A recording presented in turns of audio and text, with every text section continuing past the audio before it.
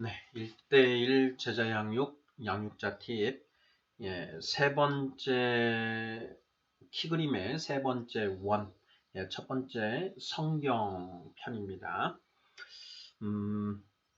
자, 성경에 관해서 이제 우리가 제자 양육을 할 때, 동반자분들과 이제 나누어야 될 그 내용들은 처음에 하나님의 속성 편에서 삼위일체를 우리가 설명하고 이제 성경 편으로 들어왔기 때문에 다시 한번 그 하나님의 속성을 이제 그 정리를 하고 자연스럽게 이제 하나님의 속성에서 성경으로 넘어가는 이제 이런 형태를 저는 취하고 있는데요. 하나님의 속성에서 이제 마지막 주제가 성부, 성자, 성령, 삼위일체에 관한 내용이었습니다. 삼위일체와 관련해서 하나님, 성부 하나님이 계시고 여호와 성부 하나님이 계시고 그리고 그 하나님이 하신 모든 말씀의 목록, 말씀의 무더기, 무더기가 있는데 그 무더기가 바로 하나님의 말씀 성자 하나님이시다라는 점. 그리고 그 말씀 하나님의 말씀 중에 일부가 우리 인간에게 계시가 되어서 이 성경 66권으로 기록되어 있다라고 하는 점. 그래서 그 성경은 이 하나님의 말씀의 일부이고 하나님의 말씀은 하나님, 성부 하나님, 여호와 하나님의 그 지정의를 모두 담고 있다. 그래서 우리가 성경을 통해서 하나님의 지정의를 우리가 알고 이해하게 된다라는 점. 이 점을 이제 그 언급을 하고 가야 됩니다. 자, 이와 관련해서 예수 그리스도는 하나님의 형상이시다라고 하는 그 말씀을 이제 꼭 전해야 되고, 하나님의 형상이라고 할 때 그 형상이라는 것은 하나님의 속성 또 하나님의 지정의와 관련된다라는 부분을 반드시 다시 한번 강조를 하고 넘어가고 있습니다. 이과의 목표를 이제 그 같이 읽어보는데요. 자, 성경의 기록 목적을 알고 이에 따라 성경을 읽어나간다 이렇게 되어 있습니다. 자, 성경의 기록 목적이 무엇인가? 네, 이 부분도 사실 이제 짚고 넘어가야 되는 부분입니다. 한 페이지 넘기셔서 80쪽 하단에 보면 성경은 교양이나 학문을 가르치기 위해서가 아니라 우리에게 하나님의 구원에 관한 지식과 하나님과 동행하는 생활에 필요한 여러 지침을 주기 위해 기록되었습니다. 이렇게 되어 있거든요. 그러면서 성경의 근원과 기록 목적은 무엇입니까? 이렇게 되어 있는데 디모데후서 3장 15절에서 16절 말씀을 참고하라고 되어 있습니다. 성경의 근원은 그 하나님의 감동, 성령 하나님의 감동으로 성경은 기록되었다라는 것이고, 자, 성경의 기록 목적, 이것이 중요한데요. 이걸 할 때 저는 이런 질문을 던집니다. 집사님, 성경의 주제가 무엇입니까? 라는 질문을 던지죠. 성경 책을 딱 들고 이 성경의 주제가 무엇입니까? 라고 이렇게 묻습니다. 성경의 주제가 무엇이죠? 이렇게 묻는 거죠. 사실 우리 크리스찬들이 성경을 매일 이렇게 말씀을 읽고 묵상을 하고 있는데요. 교회에 나오시는 성도님들에게 성경의 주제가 무엇입니까? 이렇게 물어보면 잘 대답하지 정답을 바로 대답하지 못하는 경우가 많이 있습니다. 자, 성경의 주제가 무엇일까요? 성경을 이 성경 66권 이것을 다 압축하고 해서 쫙 한 단어로 압축하면 성경의 주제가 무엇인가요? 방금 우리가 80쪽에서 읽었던 그 내용이죠. 성경은 교양이나 학문을 가르치기 위해서가 아니라 우리에게 하나님의 구원에 관한 지식과 하나님과 동행하는 생활에 필요한 여러 지침을 주기 위해 기록되었다. 이렇게 되어 있습니다. 자, 성경의 주제는 무엇인가요? 한 단어로 이야기를 하면 구원입니다. 구원. 어떤 분들은 이제 성경을 압축하고 하면은 그 한 단어로 하면 무엇인가요? 했을 때 사랑이라고 이렇게 대답하시는 분이 많은데요. 하나님이 그 사랑, 우리를 사랑하셔서 무엇을 하시려고 하시는 것이냐? 구원. 성경의 궁극의 주제는 구원이라는 것을 명심해야 된다라는 말씀을 꼭 하고 있고요. 그리고 그 하나님이 우리가 지난 시간에 하나님의 속성은 모두 몇 가지다라고 했지요? 10가지입니다. 10가지. 6가지가 아닙니다. 하나님의 전유적인 속성, 하나님만 가지실 수 있는 6가지 그 속성에 하나님이 우리에게 나눠주실 수도 있는 그 4가지 속성 해서 합이 10가지, 이 교재에서는 10가지를 다루고 있는데요. 자, 하나님은 사랑의 하나님이실 뿐만 아니라 공의의 하나님이십니다. 그 하나님의 10가지 속성 중에 우리가 가장 많이 우리가 접하는 또 많이 묵상하는 게 사랑과 공의의 하나님. 사랑의 하나님만 강조하면 이건 반쪽짜리입니다. 사랑의 하나님이시고 공의의 하나님이시다. 이 2가지를 모두 함께 이야기를 할 때 100점짜리 답이 되는 것이죠. 사랑과 공의는 동전의 양면과 같고 수레의 2축과 같습니다. 그래서 우리가 성경에서 사랑을 떠올리면 반드시 공의도 함께 떠올려야 한다는 사실. 자, 성경의 주제는 구원입니다. 구원. 무엇으로부터의 구원인가요? 하고 질문을 던집니다. 그러면 죄로부터의 구원이다. 얘기를 하는 것이죠. 죄로부터의 구원이다. 죄로부터. 죄가 무엇인데요? 이렇게 묻습니다. 죄가 무엇인데요? 죄. 원죄. 원죄는 근원 원자를 씁니다. 모든 죄의 근본이 되는 죄. 원죄죠. 원죄. 원죄가 무엇입니까? 선악과를 먹고 옳고 그름, 선악을 내가 판단하는 것. 이게 원죄라는 거죠. 선악을 내가 옳고 그름을 내가 판단하니까 하나님이 필요합니까? 필요하지 않습니까? 필요하지 않습니다. 그래서 하나님과 분리되는 것이고요. 관역을 빗나가게 되는 것입니다. 우리가 원죄가 무엇입니까?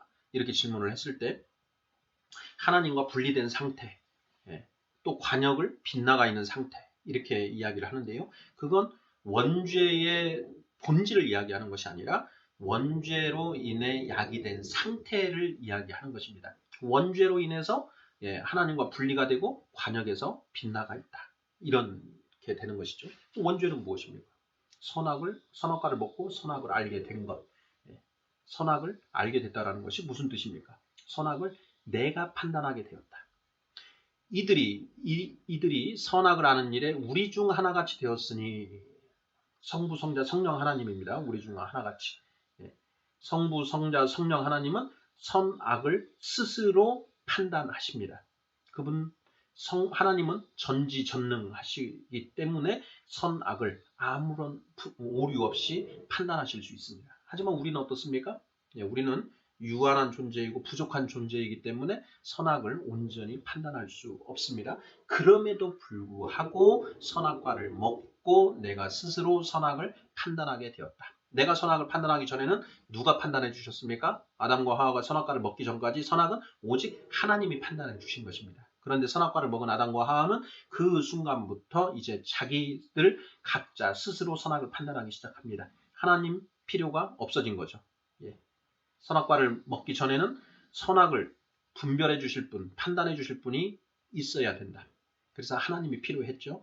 그런데 선악과를 먹은 다음부터는 이제는 내가 스스로 선악을 판단하기 때문에 더 이상 하나님이 필요치 않다. 그래서 하나님과 분리가 이루어지는 거지요.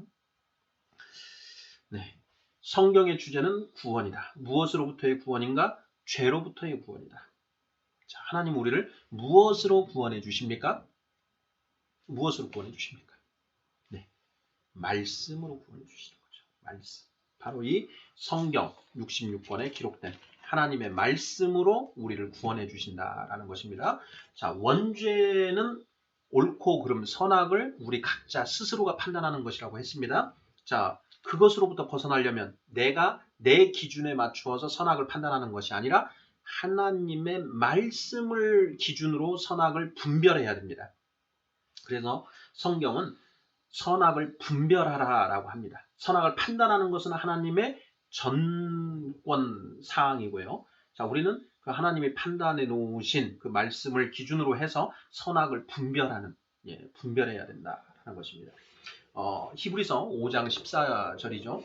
단단한 음식은 장성한 자의 것이니 그들은 지각을 사용함으로 연단을 받아 훈련을 받아 선악을 분별하는 자들이다.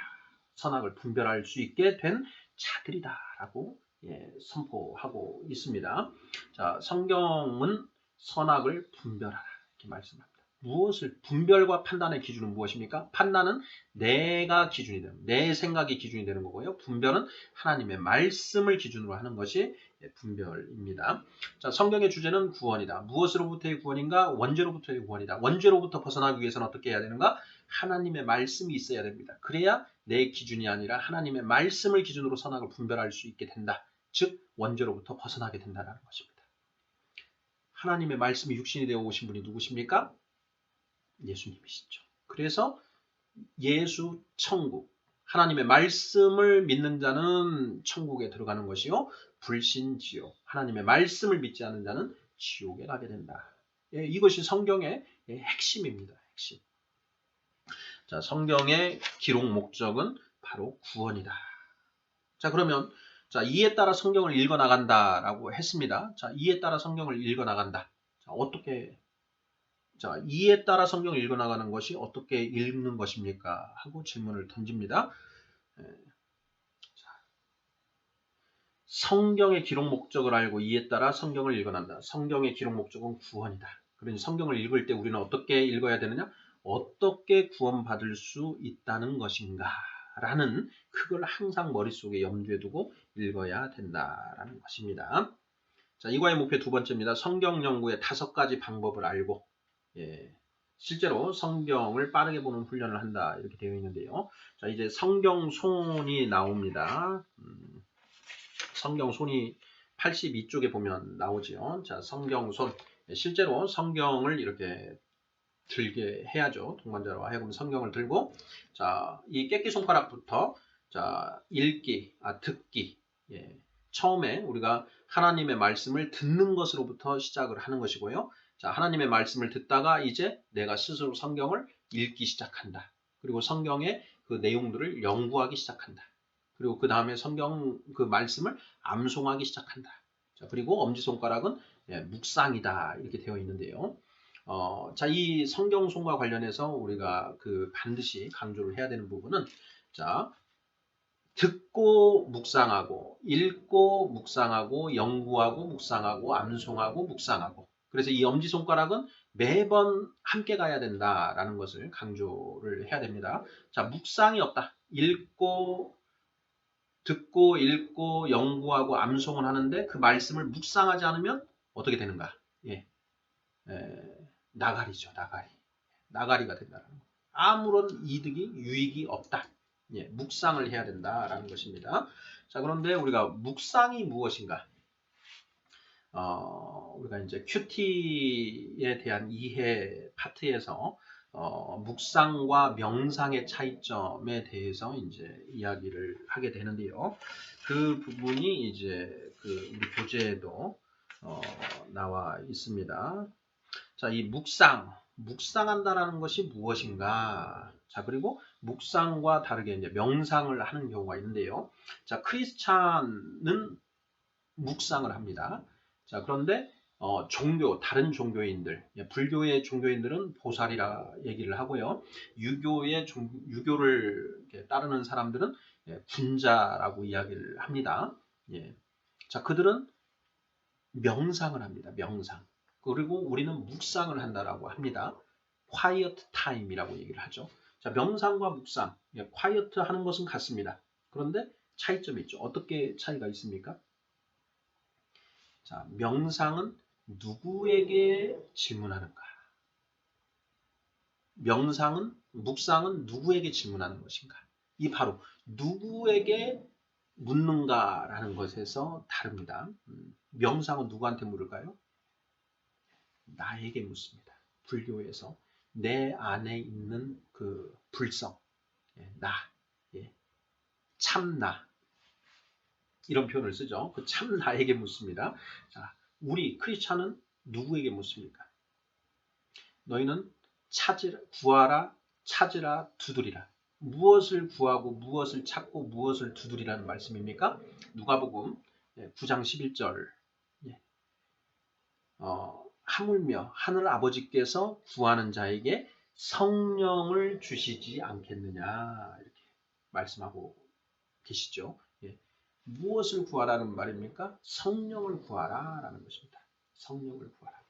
성령 못 받으면 구원 못 받습니다. 예수님이 우리 이 땅에 오신 육신을 입고 이 땅에 오신 목적, 바로 성령 시대를 열기 위해서 오셨습니다. 성령이 없이는 우리의 구원이 도저히 이루어질 수 없다.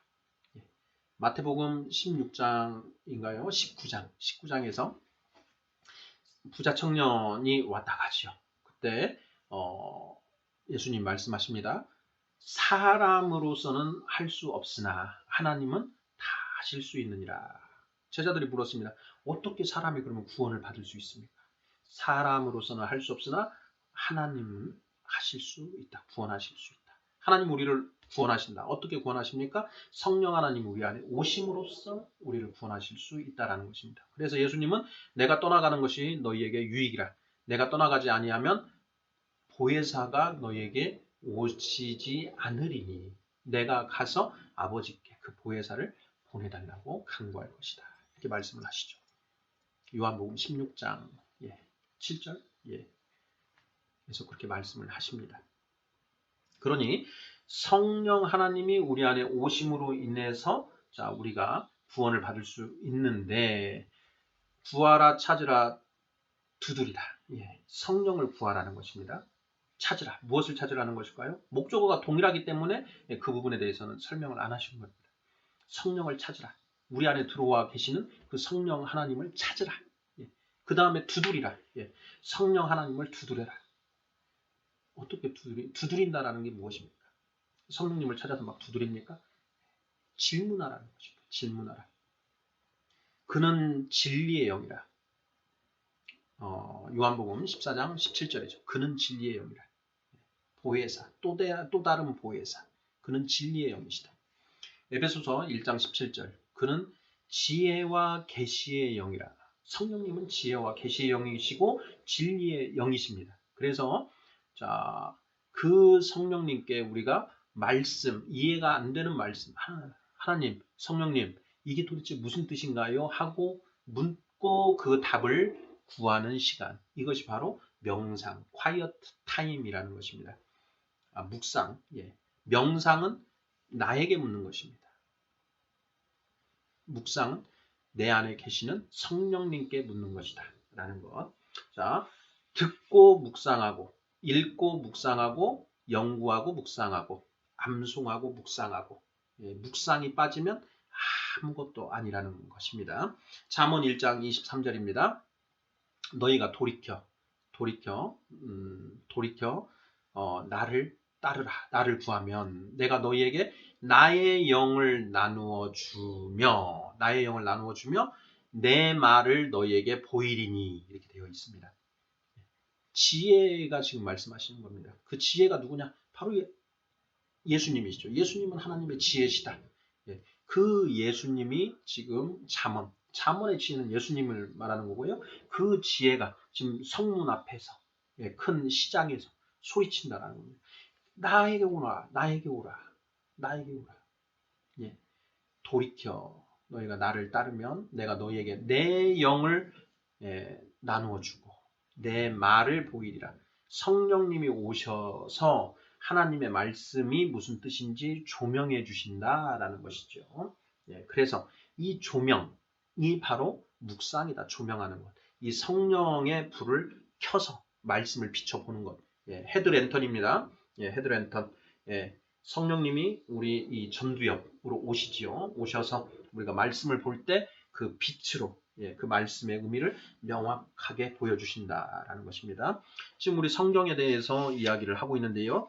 자, 우리가 성경에 있는 하나님의 말씀에는 문자적인 의미와 영적인 의미가 있다라는 부분도 반드시 언급을 해야 됩니다.